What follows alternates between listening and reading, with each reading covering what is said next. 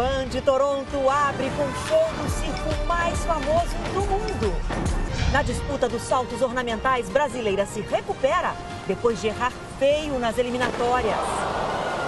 Na Itália, a presidente Dilma convida empresários para as concessões de aeroportos e rodovias. Passageiro é morto por assaltantes numa estação de metrô no Rio.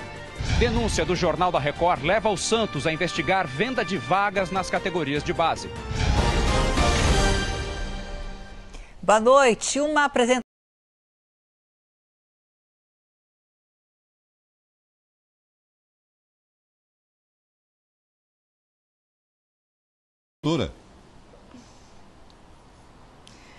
Olá, Celso, Janine, boa noite a todos aí no Brasil. É isso mesmo, é noite de festa aqui no Canadá. Festa que acontece aqui bem atrás da torre, no Estádio Pan-Americano. Está oficialmente aberta a competição mais importante do continente, mais importante do ano, que vai receber 6.000 atletas de 41 países. E essa competição é especial para nós brasileiros, já que estamos a um ano das Olimpíadas do Rio. Então vamos ver as primeiras imagens.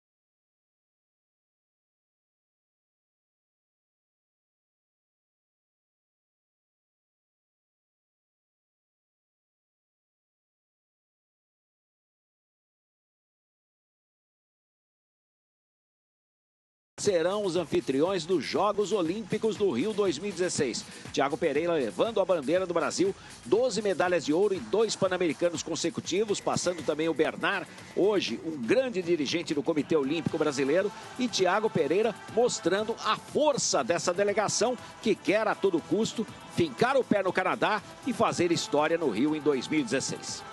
Agora, Álvaro, são os primeiros momentos dessa festa que o Canadá promete que vai ser inesquecível. A gente vê aí uma abertura pan-americana que parece abertura de Olimpíada, não é isso? Não está aparecendo? Mas é uma abertura de Olimpíada. O Canadá não poupou esforço e também não poupou verba para essa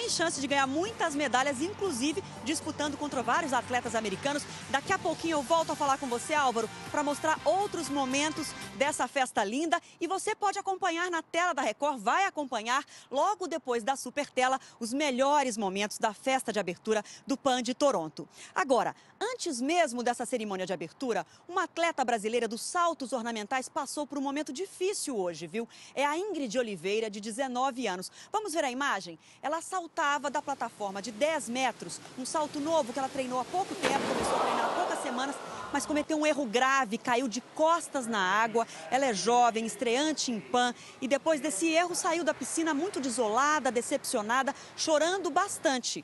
Mas ela ainda tinha mais um salto, então voltou para a piscina, conseguiu se recuperar. Ela está garantida na final, na penúltima posição. Tem pouca chance de pódio, mas vai chegar à final, que é amanhã.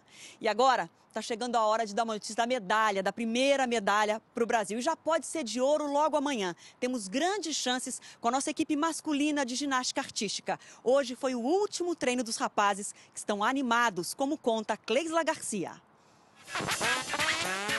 veteranos de mãos e pés calejados e estreantes cheios de confiança. Hoje foi dia de fazer ajustes, repetir a mesma série a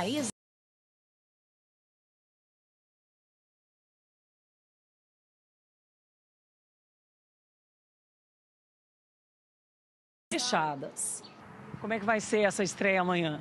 É a primeira em PAN, né?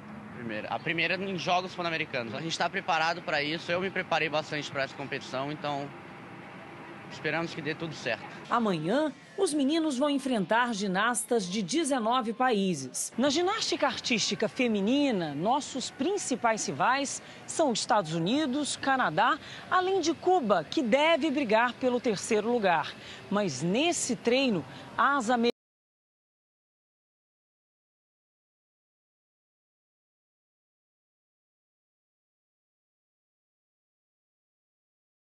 uma das maiores apostas é Flávia Saraiva.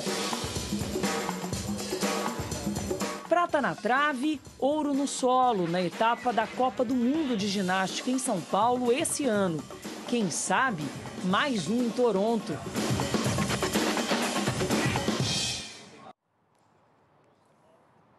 E tem outra estreia amanhã que você acompanha ao vivo na tela da Record, às 7 da noite. É a estreia da seleção feminina de futebol com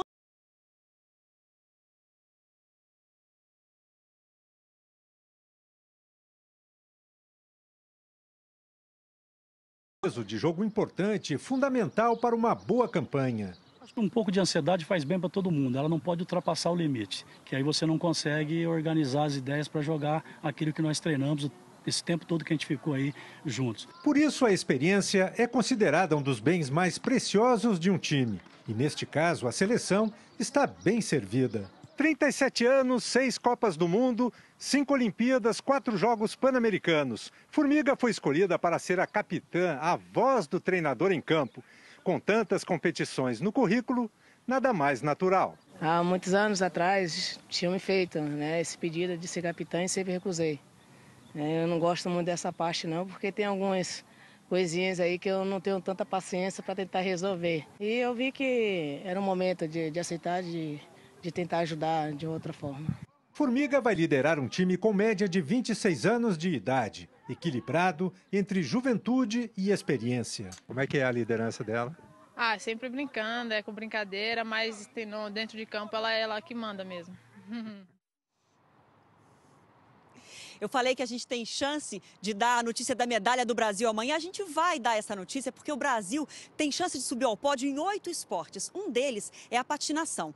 Marcel Stimmer estreia amanhã, também compete no domingo. Então, nesse final de semana, a gente vai saber se ele vai conseguir um feito inédito. Ele pode se tornar o primeiro homem do Brasil a ser tetracampeão pan-americano, como mostra Vinícius Donovan. O tricampeão entra no ringue de Toronto pela primeira vez. Marcel Stimmer começa o aquecimento enquanto os rivais executam os giros. O brasileiro aumenta a dificuldade dos saltos. Parece muito seguro. Os adversários, nem tanto. É a 4ª vez que o gaúcho enfrenta a pressão dos Jogos Pan-Americanos. Em Guadalajara, há 4 anos, ele não podia errar. Competia contra o vice-campeão mundial, um argentino. Marcel nem esperou pela divulgação do resultado. Naquele dia, nós assistimos a uma apresentação quase impecável, que rendeu o lugar mais alto do pódio. A cena se repete pela 3ª vez consecutiva. E aí um momento único na carreira dele, tricampeão pan-americano. Marcel já havia sido ouro no Pan do Rio em 2007 e também no Pan de Santo Domingo em 2003, quando tinha apenas 17 anos de idade. A meta aqui para Toronto é de novo o ouro.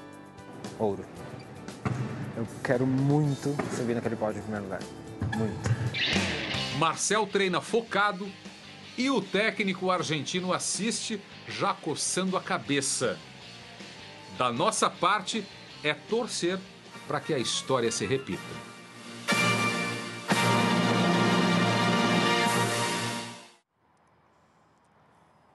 Vamos lá, vamos torcer por todos os nossos atletas. E daqui a pouco eu volto ao vivo de Toronto com outras notícias do PAN. Até já, Celso, Janine.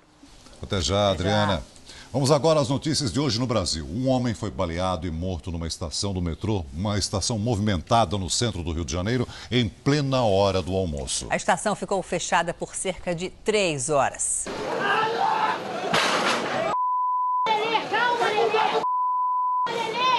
O sobrinho se desespera ao saber da morte do tio.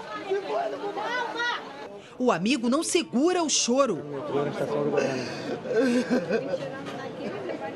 Alexandre Oliveira, de 46 anos, foi assassinado com 2 tiros numa das estações do metrô mais movimentadas do centro do Rio.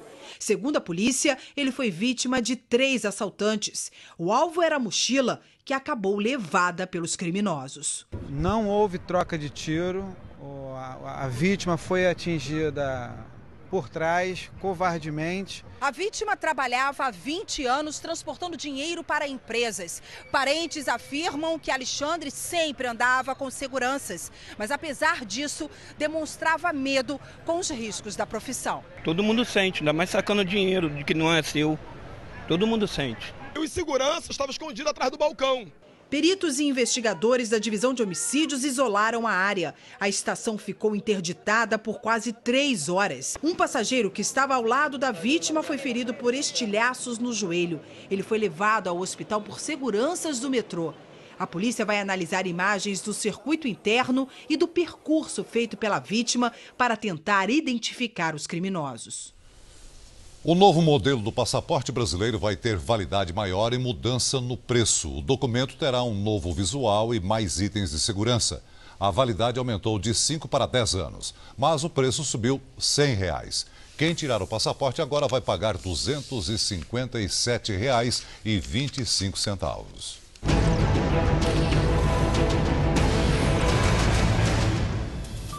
No Rio de Janeiro, um passageiro e um agente trocaram socos dentro de um vagão. Outros seguranças se aproximaram para tentar acabar com a confusão. A Supervia, concessionária responsável pelos trens, informou que está apurando o caso. Moradores foram surpreendidos por uma chuva de granizo em Cafelândia, no Paraná. Durou apenas 2 minutos, mas foi o suficiente para deixar as ruas cobertas de gelo. Uma lancha ficou destruída por um incêndio no Guarujá, litoral de São Paulo. As chamas se espalharam rapidamente. Um casal que estava na embarcação conseguiu escapar. O inquérito vai apurar o que causou o fogo.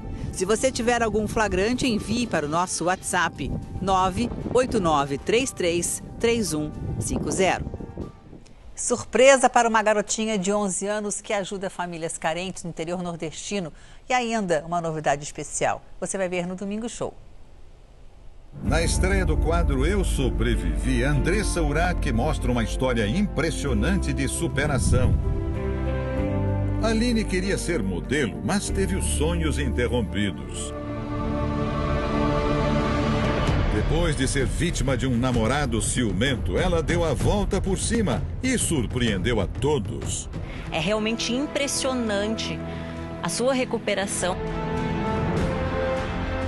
Mas o que aconteceu com essa jovem? Tive que passar por isso para aprender o que eu sou hoje. Hoje ela encontrou um novo amor e o Domingo Show preparou um final feliz que promete ser emocionante. Você aceita ser a minha mãe, minha futura esposa? O céu deve estar rindo agora, se você já contou aquela sua história. Júlia é uma simpática garotinha com coração de gente grande. Com apenas 11 anos, ela ajuda famílias carentes do interior nordestino. E eu gostaria de saber se a senhora poderia ajudar. A menina que realiza sonhos vai ter uma grande surpresa. Conhecer o seu ídolo MC Guia. Como ela vai reagir? Geraldo Luiz vai contar a história do menino cearense que encantou milhões de pessoas pela voz. Eu só sei te amar. Quais surpresas esperam por esse garoto no palco do Domingo Show? É neste domingo, às 11 da manhã. Veja a seguir, o Congresso aprova gastos de 20 bilhões de reais. A presidente deve vetar. Denúncia do Jornal da Record provoca mudanças no Santos. A venda de jogadores de base será investigada pela polícia e pelo Ministério Público. Depois de se reunir com líderes de países emergentes, Dilma Rousseff foi à Itália em busca de mais investimentos estrangeiros para o Brasil. A presidente chegou pela manhã a Roma e almoçou com o presidente italiano Sergio Mattarella. Na sequência, reuniu-se com o brasileiro José Graziano, diretor-geral da FAO, a Organização das Nações Unidas para a Alimentação e Agricultura. Dilma também se encontrou com o primeiro-ministro Matteo Renzi no Palácio do Governo. Num momento em que a crise econômica se agrava, a presidente intensifica a agenda internacional para estimular os negócios. Dilma quer aproveitar a relação estratégica entre Brasil e Itália para aumentar ainda mais o comércio e, principalmente, atrair investimentos. Várias empresas italianas podem participar dos leilões, assim como na área de rodovias, portos e aeroportos. Sem dar detalhes, o premier italiano revelou que discutiu com Dilma 2 casos que classificou como difíceis. O Brasil espera a extradição de Henrique Pisolato, ex-diretor do Banco do Brasil, condenado no processo do Mensalão e preso na Itália. Enquanto os italianos querem Cesare Battisti, condenado à prisão perpétua por terrorismo e com visto de refúgio no Brasil. Após os compromissos oficiais, Dilma seguiu para Milão, onde amanhã visita a Feira Expo 2015. As despesas aprovadas pelo Congresso nos últimos meses aumentam os gastos do governo em quase 20 bilhões de reais. Analistas dizem que a conta é impossível de pagar. O cobertor do ministro do Planejamento está cada vez mais curto e, se depender das votações do Congresso, vai piorar. Em pouco mais de 2 meses, deputados e senadores aprovaram despesas bilionárias na contramão do corte de gastos proposto pelo governo. Com o Planalto enfraquecido pela crise política, os líderes da presidente Dilma não conseguiram barrar o fim do fator previdenciário, com um impacto de 135 bilhões de reais em 15 anos. A presidente vetou a medida e propôs outra, ainda não votada. O aumento de salário para o judiciário, que custará 10 bilhões e meio de reais por ano. A correção das aposentadorias pela fórmula de aumento do mínimo, ao custo de 9 bilhões e 200 milhões de reais ao ano. As 2 últimas medidas teriam um impacto imediato nos cofres públicos. Como elas somam cerca de 20 bilhões de reais, representam um golpe de morte no ajuste fiscal. Em mais um lance da queda de braço entre executivo e legislativo, a presidente Dilma vetará estas medidas. Economistas alertam para o risco de descontrole dos gastos. Você tem, cada dia que passa, uma pressão nova que foi retirada de alguma gaveta e colocada para piorar o resultado deste ano. A seguir, a festa de abertura dos Jogos Pan-Americanos de Toronto. E a repercussão internacional da denúncia do Jornal da Record sobre a venda de jogadores de base no Santos. Neymar estuda processar o empresário que usava o nome dele para enganar atletas. O Pará teve mais um assalto a banco hoje no sudeste do estado. É o segundo em 5 dias. 5 homens invadiram uma agência bancária, atiraram contra o gerente e na fuga ainda amarraram os reféns em cima do carro. Nesta imagem é possível ver um dos assaltantes em frente ao banco. Ele está armado e dá cobertura aos outros criminosos. Tiros são disparados e as pessoas se assustam. 5 homens invadiram a agência na cidade de Trairão, no sudoeste do Pará. Eles renderam clientes e funcionários. O gerente foi atingido 3 vezes e está internado em estado grave. Na fuga, os assaltantes amarraram os reféns em um carro. Com um veículo em movimento, atiraram contra a população.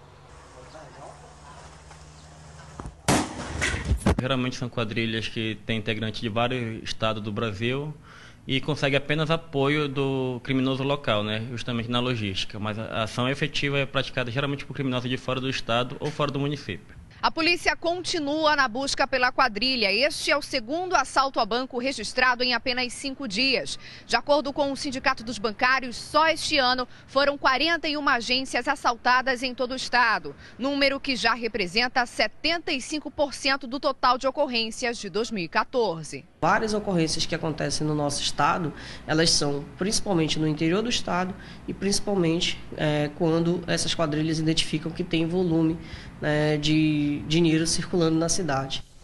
Você vai ver agora a história de um homem que sofreu parada cardíaca durante uma corrida de rua. E graças à solidariedade, ele está vivo e sem sequelas. Aqui não há médico nem enfermeiro, mas gente que quer aprender o que fazer em caso de emergência.